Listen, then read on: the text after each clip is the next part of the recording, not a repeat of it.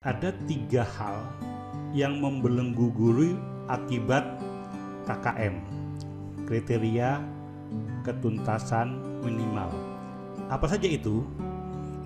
Yang pertama, KKM mendegradasi potensi anak.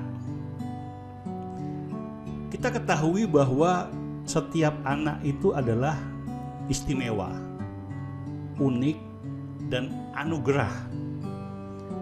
Bagaimana mungkin potensi anak-anak itu hanya diukur oleh KKM? Ini yang sebenarnya memberatkan hati guru. Itu yang pertama. Yang kedua, KKM memaksa guru mendongkrak nilai. Cara-cara manipulasi seperti ini menggerogoti idealisme guru. Yang ketiga, KKM adalah keberhasilan dan kebanggaan semu. KKM yang dipaksakan tentu saja menghasilkan keberhasilan dan kebanggaan semu. Saya akan bahas satu persatu.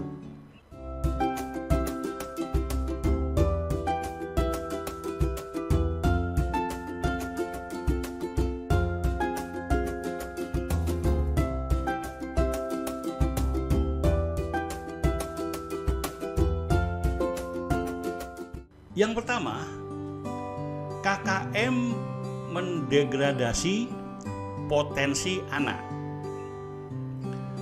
Berhasil atau tidak berhasilnya anak itu ditentukan oleh KKM 75. Bila anak mencapai KKM 75, dianggap dia berhasil. Bila anak tidak mencapai KKM 75, anak harus mengulang atau meremedial. Anak yang sering melakukan remedial, timbul labeling bahwa anak ini kurang, anak ini tidak berhasil, dan anak ini gagal. Padahal kita tahu semua bahwa mungkin saja ketidakberhasilan anak ini bukan karena anak ini kurang atau anak itu bodoh, tetapi mungkin saja anak tidak menyukai pelajaran itu, atau anak tidak membutuhkan pelajaran itu untuk masa depannya. Dia lebih berkonsentrasi untuk meningkatkan potensi pelajaran yang disukai. Jadi untuk itu KKM seharusnya tidak menjadi alat ukur untuk menentukan keberhasilan anak. Sejatinya setiap anak itu adalah unik, istimewa, dan anugerah. Bila mana kita belum menemukan keberhasilan anak tersebut, kita belum menemukan potensi anak tersebut, kita selayaknya sebagai guru dan orang tua terus mencari di mana potensi anak tersebut agar bisa dilejitkan. Sebenarnya urusan KKM ini adalah domain guru. Urusan keberhasilan mengajar ini adalah domain guru. Dan seharusnya ini adalah otoritas guru dan dikembalikan kepada guru. Karena apa? Karena guru yang paling tahu karakteristik anak. Guru yang paling tahu bagaimana pendekatan pembelajaran anak. Guru yang paling tahu gaya belajar anak. Ya, untuk itu kita berharap bahwa keberhasilan pembelajaran otoritasnya dikembalikan kepada guru. Yang kedua, KKM memaksa guru mendongkrak nilai. Bapak Ibu, mungkin Anda pernah mendengar kata-kata seperti ini. atau juga Anda pernah mengalaminya dalam rapat-rapat yang diselenggarakan oleh sekolah. Misalkan, ya sudahlah, kita naikkan saja nilainya menjadi 75 agar anak bisa mencapai KKM. Nah, cara-cara manipulatif seperti ini tentunya yang pertama adalah memberatkan hati guru. Yang kedua, permasalahan seperti ini adalah guru tidak lagi bisa melihat, mengevaluasi kondisi pembelajaran yang sesungguhnya. Untuk itu, kondisi-kondisi ini tentunya akan sulit untuk bisa meningkatkan kualitas pengajaran guru tersebut. Namun kita akui bahwa kondisi ini bukan disebabkan oleh guru, tapi disebabkan oleh sistem. Sekolah juga mengalami tekanan. Karena apa? Karena penilaian sekolah juga dinilai oleh seberapa banyak guru yang menghasilkan KKM statistik yang bagus. Jadi ini seperti buah si malakama. Sisi lain guru juga tersiksa, di sisi lain sekolah juga tersiksa. Kenapa sekolah itu melakukan hal-hal yang seperti ini? Karena penilaian sekolah, penilaian akreditasi sekolah ditentukan seberapa besar keberhasilan guru dalam pencapaian KKM tersebut. Jadi guru dan sekolah berkompromi melakukan manipulasi. Ini luar biasa, ya. Ini sangat luar biasa. Yang ketiga, KKM adalah keberhasilan dan kebanggaan semu. Siswa, orang tua, guru senang melihat kondisi rapot anak-anak yang nilainya bagus-bagus. Namun demikian, di balik itu semua kita bisa melihat bahwa keberhasilan anak, nilai anak itu adalah bukan nilai yang sesungguhnya. Kalau dulu kita ketahui bahwa ada nilai-nilai yang bervariasi, ada rapot yang nilainya berwarna merah, ada nilai 50 bahkan nilai 60, dan saat ini nilai 50 dan 60 itu hampir tidak ada, karena ukurannya adalah nilai KKM 75 atau ditunda, ya, ditunda keberhasilan anak tersebut. Jadi KKM ini terkesan memang dipaksakan. Ya. Nilai KKM ini terkesan dipaksakan oleh tingkat satuan pendidikan. Nah, ini tentunya berpengaruh terhadap proses mengajar. Guru tidak lagi memiliki kemerdekaan, kebebasan dalam mengajar.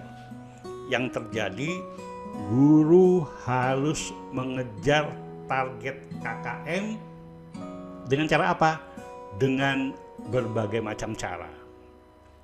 Siswa pun sebenarnya terbebani. Karena apa? Siswa harus baik, harus bagus di semua mata pelajaran. Dan ini tidak akan mungkin sebenarnya, ya. Dan ini akan menghasilkan anak rata-rata. Bisa jadi anak-anak yang menyukai musik, yang menyukai olahraga, yang mempunyai kecenderungan, kecerdasan di bidang matematika logis, di bidang linguistik atau di bidang lainnya, dia akan terfokus harusnya di mata pelajaran yang betul-betul diminati, ya. Tapi dengan KKM tidak peduli, semuanya harus bisa mencapai KKM 75, ya.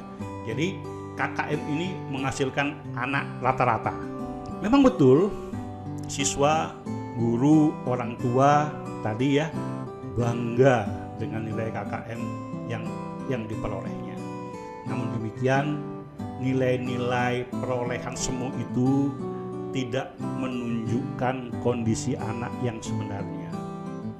Nilai KKM itu tidak menunjukkan kemampuan anak menguasai pelajaran, menguasai konten dan kompetensi yang dihasilkan anak seperti itu.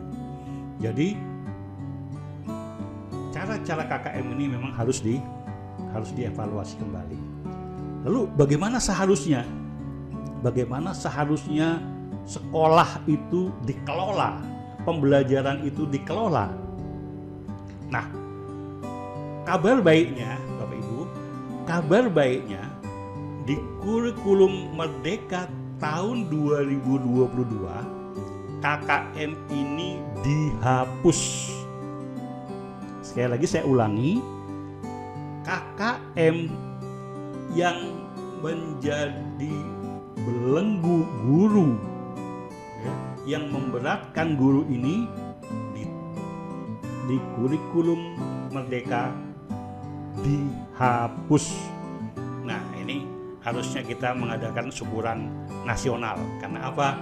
Karena ke depan potensi anak betul-betul akan digali dan bisa dilejitkan. Untuk memahami kurikulum Merdeka, ya, Bapak Ibu bisa melihat video saya ya, tentang kurikulum Merdeka. Jadi untuk itu Bapak Ibu setelah nanti presentasi ini, Bapak Ibu bisa melihat melihat video saya sebelumnya. Oke, next. Jadi jika selama ini satuan pendidikan cenderung lebih mengutamakan assessment of learning. Apa itu assessment of learning? Assessment of learning adalah assessment yang dilakukan di akhir semester atau di tengah semester. Ya. Nah, ke depan bagaimana penilaian atau asesmen dilakukan? Nah, ke depan asesmen dilakukan ya berdasarkan yang dinamakan assessment as learning. Jadi kalau yang tadi assessment of learning, sekarang ke depan nanti namanya assessment as learning. Seperti apa assessment as learning itu? Assessment as learning adalah penilaian yang dilakukan sesaat setelah pelajaran selesai.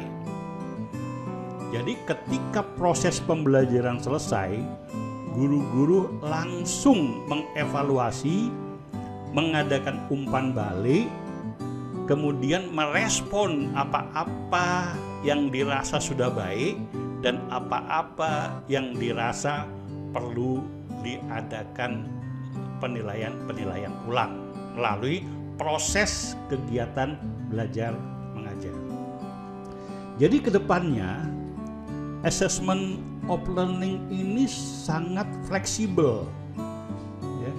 Jadi Bapak Ibu, selain itu juga dilakukan assessment for learning.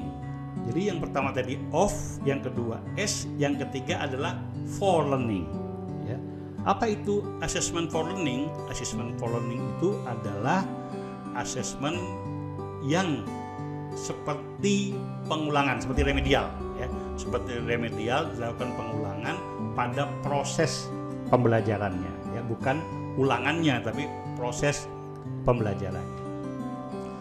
Jadi penilaian formatif dan sumatif di kurikulum Merdeka ini bisa lebih fleksibel, bisa dalam bentuk hasil proyek berupa pameran, poster, esai, refleksi, atau kreasi-kreasi yang tentunya disesuaikan dengan keunikan masing-masing sekolah. Ya. Jadi guru bisa betul-betul melihat tujuan pembelajaran materinya apakah sudah bisa tercapai, sudah bisa terselenggara dengan baik ya atau belum. Ya, guru bukan lagi menitik beratkan pada nilai ya pada KKM, tetapi ya semua pembelajaran, semua penilaian diarahkan dan menitik beratkan pada proses ya. Nah, diharapkan kurikulum Merdeka ini membuat anak-anak senang belajar.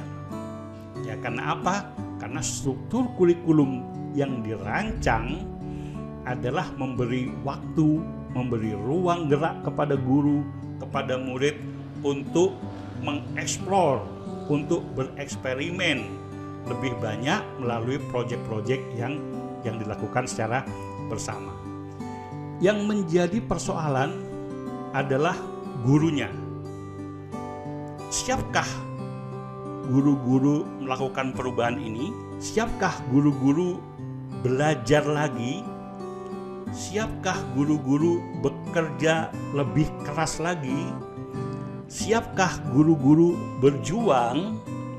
Siapkah guru-guru berkolaborasi? Tentunya jawaban ini ada di Anda semua. Untuk kesiapan Bapak Ibu, saya ada tips ya. Bapak Ibu silakan membuka video saya yang berjudul 7 Guru Merdeka yang Menggerakkan Perubahan. Ya, tentunya bila video-video ini ya, bila yang saya sampaikan ini bermanfaat, ya silakan subscribe Bapak Ibu dan sharing kepada teman-teman. Ya, mudah-mudahan lebih banyak dari Bapak Ibu yang mendapatkan manfaatnya. Bapak Ibu tetap semangat dan salam merdeka. Assalamualaikum warahmatullahi wabarakatuh.